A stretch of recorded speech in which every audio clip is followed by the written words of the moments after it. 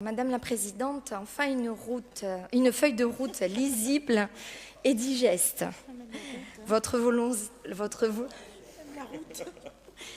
volonté est claire, faire de l'ATC le pivot du développement touristique de la Corse. Nous ne pouvons que saluer votre ambition. Ceci dit, avec 24% du PIB, cela devrait couler de source. Nous sommes d'accord sur l'idée qu'il faille dépasser les 1% du budget global de la CDC au profit de l'ATC. Peut-être est-ce la conséquence de la vision de certains de vos amis politiques considérant le tourisme comme un mal nécessaire. Oui, Monsieur le Président de l'Assemblée, j'insiste. Je sais que ce n'est pas la vôtre, Madame la Présidente, votre rapport en atteste. C'est bien ce qui nous conduit à valider votre projet. Il y a donc en matière de tourisme un réel enjeu opérationnel d'assistance aux porteurs de projets que l'ATC doit orienter vers la constitution de structures professionnelles plutôt que de laisser les Corses s'engager dans des logiques de rente avec ce que cela implique en termes de concurrence déloyale pour les professionnels du secteur.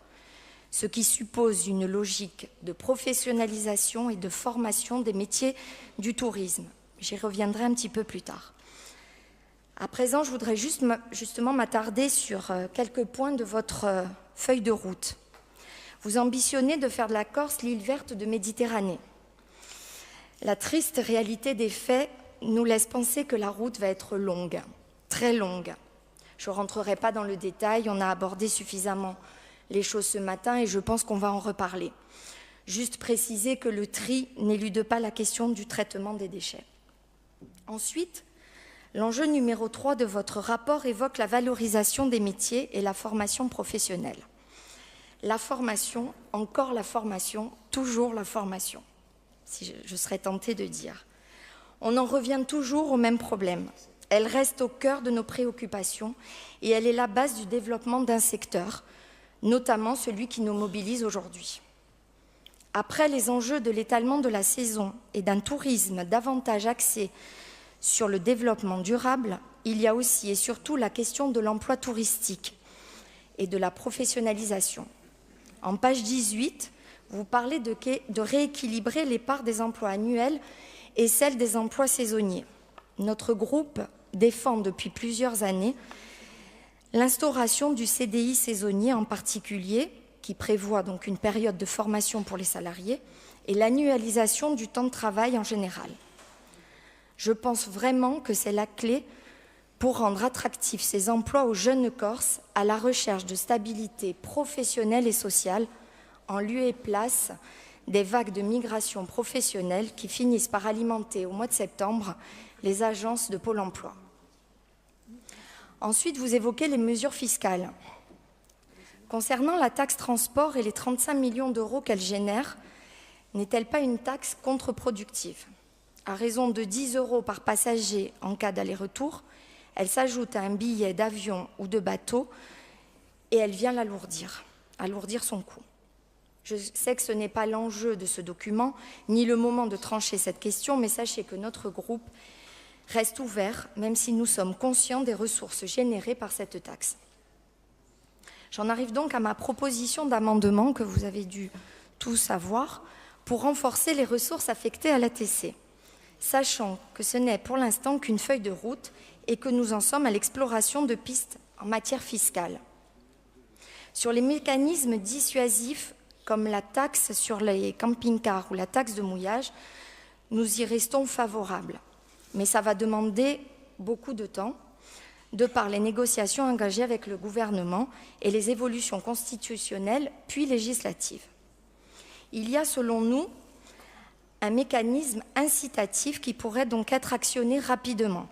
C'est celui de la modulation de la taxe de francisation qui joue en faveur du développement de la plaisance et de la fréquentation que cela implique.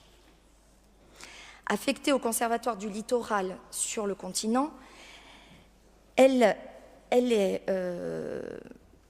donnée, je dirais, à la collectivité, elle est perçue par la collectivité et cette année, elle a rapporté 4,5 millions d'euros.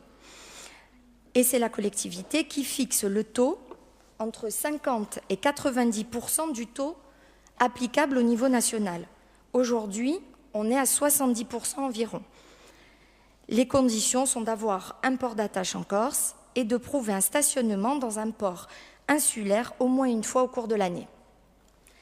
La modification passe soit par l'augmentation du taux qui relève d'une simple décision de la collectivité de Corse, ou via une adaptation législative par l'augmentation du nombre de stationnements dans un port corse de 1 à 3 par an, par exemple, dans le souci de garder l'attractivité fiscale de la mesure, tout en favorisant le trafic. Avec ou sans modulation, en attendant la création des taxes de mouillage et de camping-car, l'objet du présent amendement vise à flécher de manière provisoire ou transitoire une partie du produit de cette ressource touristique au profit de l'ATC. 10%, ça ferait, Madame la Présidente, 450 000 € qui pourraient légitimement être mis à profit du développement touristique via les politiques de promotion et d'investissement de l'agence. Je finis juste mon intervention sur une pointe d'humour. Vous concluez votre rapport par la phrase « Un tourisme mudafa ». Je comprends très bien le besoin de respect de tous les codes de la communication de votre majorité et votre volonté de décliner, Josépha l'a fait ce matin aussi, votre slogan de campagne. Mais avec 24% du PIB de la Corse, votre feuille de route n'était pas une feuille blanche.